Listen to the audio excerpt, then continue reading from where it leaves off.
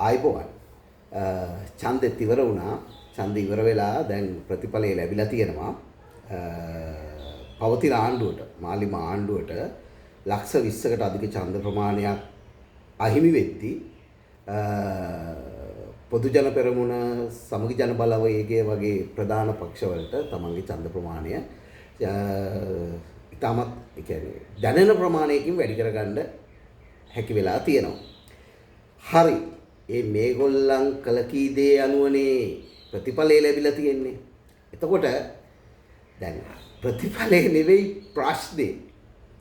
අපි දැක්කා මේ ලොකු අයියා කියන කෙනා ටිල්වින් සිල්වා මහත්තයා ඇවිල්ලා මේ මාධ්‍ය හමුවකදී කියනවා මේ ඡන්දේ තිබ්බේ අඟහරුවාදානේ ඒකින්දා මේ තමයි මේ ලක්ෂ 20කට අධික ඡන්ද ප්‍රමාණයක් ඒගොල්ලන්ට අහිමි වුණේ කියලා.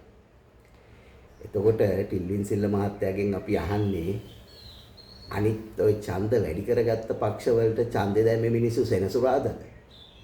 ඒකින්ද ටිල්වින් සිල්වා මහත්තයෝ පරාජය උනේ ඡන්ද අඩු උනේ මොකද කියලා කල්පනා කරන්න.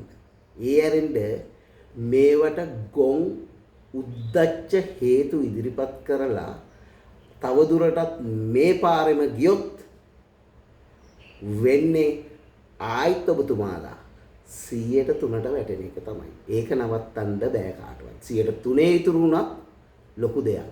ඒකින්ද අද නාමල් රාජපක්ෂ පෙන්නලා තියෙනවා තමන්ගේ හැකියාව. ඒකින්ද ප්‍රශ්නේ කොතනද?